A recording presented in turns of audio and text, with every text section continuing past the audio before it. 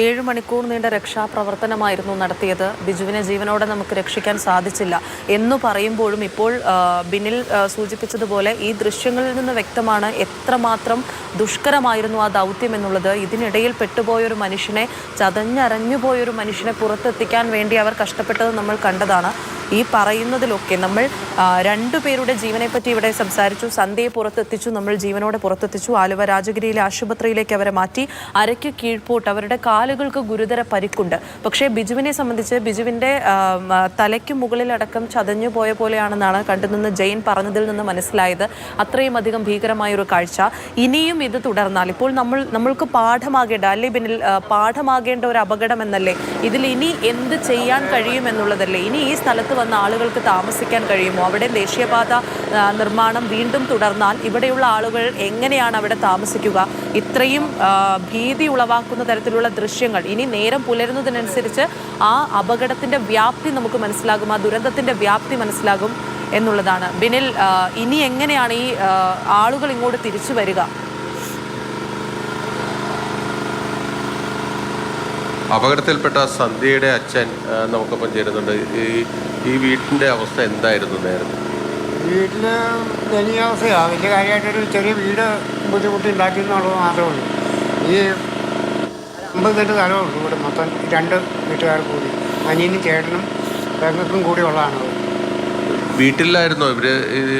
ബാക്കി മക്കളെയൊക്കെ വീട്ടിലേക്ക് മാറ്റിയിരുന്നോ? മക്കൾ 2 പേരുണ്ടായിരുന്നു. എൻ്റെ മകൾക്ക് ബിജുവിന്.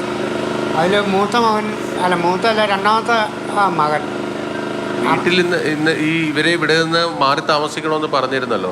അപ്പോൾ എങ്ങോട്ടേക്കാണ് ഇവർ മാറിയത്? അങ്ങോട്ട്. വീട്ടിലെ കുട്ടികളൊക്കെ വീട്ടിലേക്ക് വന്നിരുന്നു? കുട്ടികളാരും വന്നില്ല.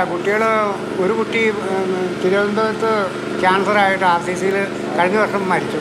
1 വർഷം പോവുക. മകള് കോട്ടയത്ത് കങ്ങടയിലാണ് പഠിക്കുന്നത്, അവിടെ കോളേജിൽ നേഴ്സിങ്ങിന് പഠിക്കുന്നു. ഇവർ വീട്ടിലേക്ക് വന്നിരുന്നില്ലേ സന്ധ്യയും ബിജുവും? വീട്ടിൽ അവിടെ വന്ന് ഇങ്ങോട്ട് പോകുന്നു, ആഹാരം കഴിക്കാനായിട്ട് ഇങ്ങോട്ട് വന്നതാണ്. അന്നേരമാണ് ഈ സംഭവം. രാത്രി ഭക്ഷണം കഴിക്കാൻ വന്നതാണ്? അതെ. ഇവിടെ നിന്ന് ഭക്ഷണം കഴിച്ചിട്ട് തിരിച്ച് വീട്ടിലേക്ക് വരാമെന്നാണോ പറഞ്ഞത്? ഇങ്ങോട്ട് വരാമെന്നും പറഞ്ഞാൽ പോകുന്നതെന്നാണ് പറഞ്ഞത്. ഞാൻ വന്നപ്പോൾ ഒരു 12 മണിയായി രാത്രി. അപകട വിവരം അറിഞ്ഞാണ് വന്നത്? അതെ, എൻ്റെ മകൻ വിളിച്ചു പറഞ്ഞായിരുന്നു.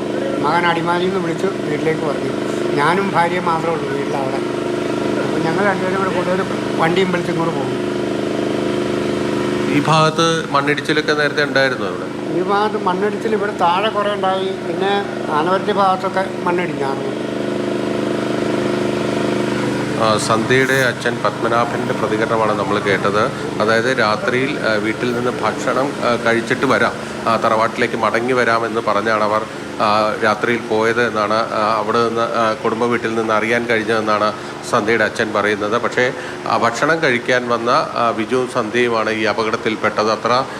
അതായത് ഈ വീടുകളിൽ നിന്ന് ഒഴിഞ്ഞു മാറാൻ പറഞ്ഞാൽ പോലും ഒരു സാധാരണക്കാരെ സംബന്ധിച്ചിടത്തോളം അവർക്ക് അവരുടെ വീടാണ് അവരുടെ ഏറ്റവും സുരക്ഷിതമായ താവളമായി നമ്മളെല്ലാവരും കാണുന്നത്. അതുകൊണ്ട് തന്നെ ആ വീട്ടിൽ ആ ഭക്ഷണമൊക്കെ നേരത്തെ തന്നെ പാചകം ചെയ്തിട്ടുണ്ടാകും. ആ ഭക്ഷണമൊക്കെ കഴിച്ച് വീണ്ടും അങ്ങോട്ടേക്ക് വരാം, തിരിച്ച് കുടുംബ വീട്ടിലേക്ക് പോകാമെന്നൊരു വിശ്വാസത്തിൽ വന്നതാണ്. ആ വിശ്വാസത്തിൽ വന്ന് ഭക്ഷണമൊക്കെ കഴിച്ച് ഇരിക്കുന്ന സമയത്തായിരിക്കും സ്വാഭാവികമായും ഈ 10:20 ഈ അപകടം സംഭവിക്കുകയും അങ്ങനെ വലിയൊരു ദുരന്തമായി അത് മാറുകയും ഒക്കെ തന്നെ ചെയ്തിരിക്കുന്നത്.